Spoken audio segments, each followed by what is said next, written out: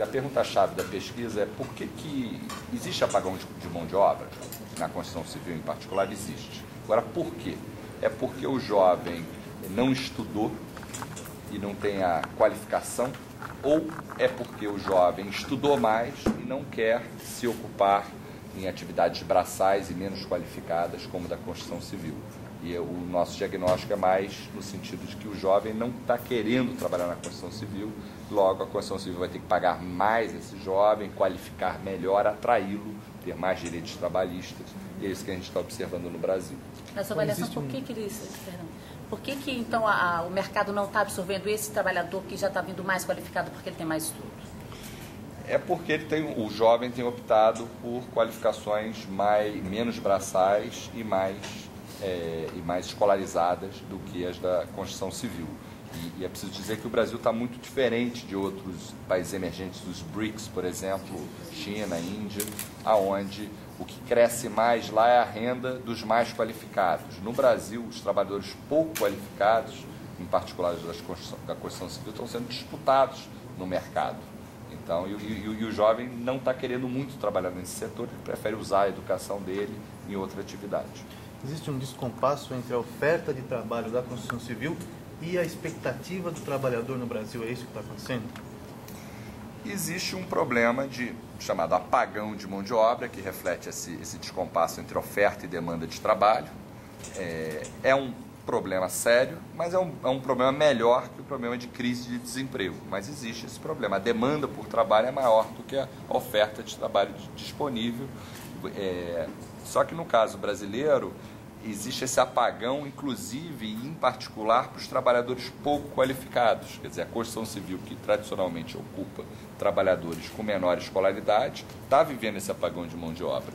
Não é só engenheiros, etc. O trabalhador é o peão de obra, ele está sendo disputado, isso é bom para ele, e é uma situação muito diferente do que acontece nos outros países emergentes. Lá, quem está, vamos dizer, surfando a onda do crescimento são os trabalhadores mais qualificados. No Brasil, são os menos qualificados, isso é o que está por trás da redução acelerada da desigualdade brasileira. O fato que setores como construção civil estão tendo que aumentar salário, etc. Então é um problema que é bom para o trabalhador, significa que o trabalhador está valorizado. O trabalhador está desvalorizado quando está desempregado.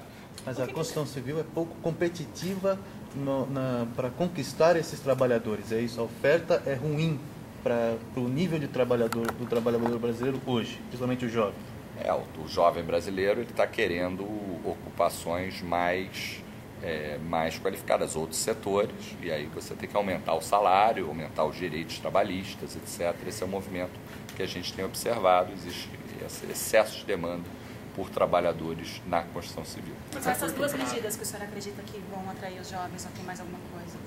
Não, acho que é qualificar mais o jovem, é importante, qualificações para o setor precisa qualificar, a construção civil é um dos 3 setores com menor qualificação profissional. Outro é a mudança de métodos de produção menos braçais, mais rápidos até para a gente dar conta dos grandes desafios do setor, eventos internacionais, etc., obras do PAC, etc. Então o setor tem que se modernizar, ter uma nova visão para os velhos problemas da construção civil. Está na hora de a gente olhar com outros olhos, que é um olhar, inclusive, diferente do de outros países. O que a pesquisa chama atenção é o fato de que, no Brasil, o que está sendo mais valorizado é o trabalhador com menos escolaridade. A taxa de crescimento da renda de um trabalhador com pouca escolaridade, ela é 10 vezes maior do que de um trabalhador com alta escolaridade. Isso é bom, isso é ruim? Isso reflete o crescimento do país, é isso? É diferente, obviamente, para um trabalhador altamente qualificado, isso não é bom, né? O trabalhador não altamente qualificado está sendo bem disputado. Mas é o estilo de desenvolvimento brasileiro. O lado tem boas e más notícias. A boa notícia é que a desigualdade no Brasil está caindo. Então o Brasil não está repetindo a história do milagre econômico dos anos 60, quando cresceu muito e a desigualdade aumentou. Então essa nova classe média, tudo é o pessoal de baixa renda baixa qualificação, que está sendo disputado, está conseguindo emprego com carteira, está subindo na vida, etc. Agora, é algo... Esse estilo de desenvolvimento brasileiro que o senhor mencionou, dá para dizer que é por aumentar mais salário de quem estudou menos, ele é bagunçado, desorganizado? Ou... Eu acho que é o que é, né? É o que é, se é bom ou ruim.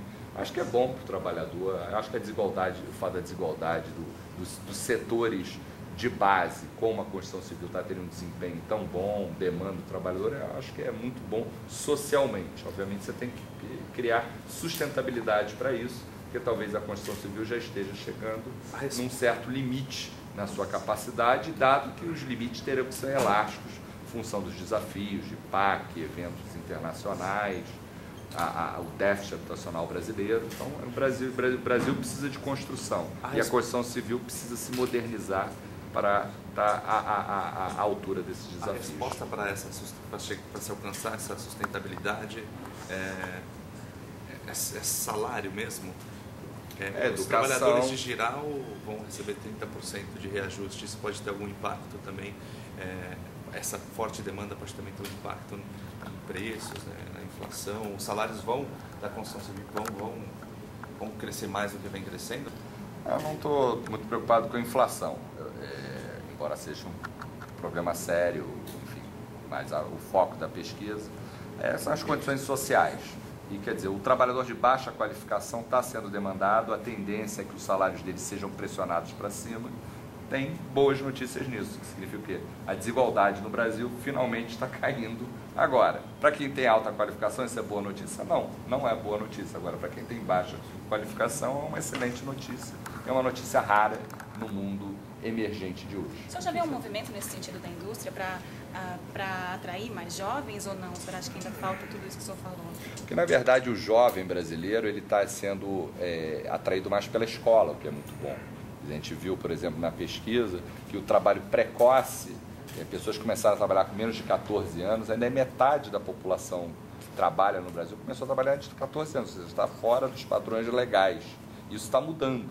Então, no fundo, falta jovem, etc., porque o jovem está querendo estudar mais. Isso é muito bom.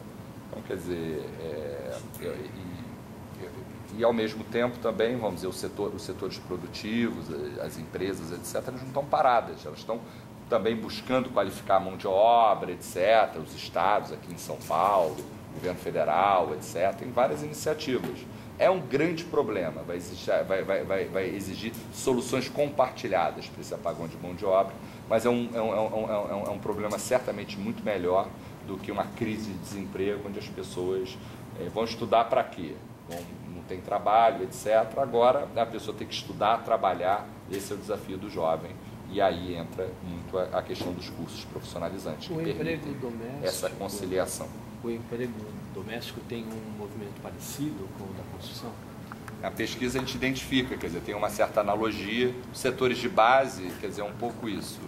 Pessoas, quer dizer, aqui no Brasil, você vive uma situação onde é comum você ter empregada doméstica, etc. Reflete a desigualdade de renda. À medida que a desigualdade cai, é mais difícil você ter empregadas domésticas. Então, é um pouco, talvez, uma história feminina similar ao que acontece na construção civil. Os programas sociais, como Bolsa Família, isso contribui para esse cenário, principalmente em relação aos jovens de 14 a 17 anos? Eu acho que sim, embora pode, teoricamente, sim, mas a gente não detecta na pesquisa esse efeito. Quer dizer, a Bolsa Família pode, vamos dizer, aumentar o salário reserva do trabalhador que não está disposto a trabalhar, etc., que tem a bolsa, etc. Agora, se for uma ocupação precária, etc., isso não é necessariamente uma má notícia. Professor, na verdade, não é qualificar um jovem que está mais qualificado. O desafio da qualificação vem na medida em que o jovem que tem uma escolaridade mais alta vai para outros setores e o trabalhador que acaba indo para a construção civil é um trabalhador menos qualificado. Aí sim a necessidade de investir em programas de qualificação, para que você compense a menor escolaridade deste trabalhador que foi trabalhar na construção civil. Mas então, a construção civil também precisa desse menos qualificado, desse menos escolaridade, também precisa desse trabalhador. Na verdade, não é que ele precisa de um trabalhador menos escolarizado. Na medida em que ele tem, que ele está acostumado a trabalhar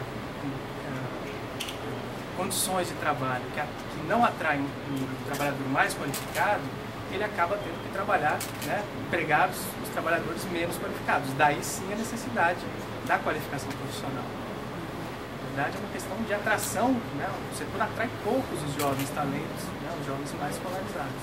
Então é uma nova realidade que as empresas estão tendo que lidar. Você acha que elas estão muito longe de entender, de começar a se mexer, porque tem a Olimpíada aí na esquina? Na verdade, a gente tem conversado com muitas consultoras, a gente já vê alguns movimentos. Né? Primeiro, muitas delas estão internalizando a mão de obra, muitas das consultoras no passado terceirizavam, quarteirizavam essa mão de obra, agora elas empregam diretamente. Elas estão começando a oferecer melhores condições, plano de carreira, né, possibilidade de crescimento para esse jovem que ingressa na construção civil, que tem a intenção de crescer, né, que são ações que a construção civil não fez no passado. Né? Então hoje você tem mestres de obras com salários altíssimos, muitas vezes mais altos que os dos próprios engenheiros, porque você não teve formação de novos mestres, né? Porque não houve esse investimento no passado para que você tivesse um grande volume de trabalhadores.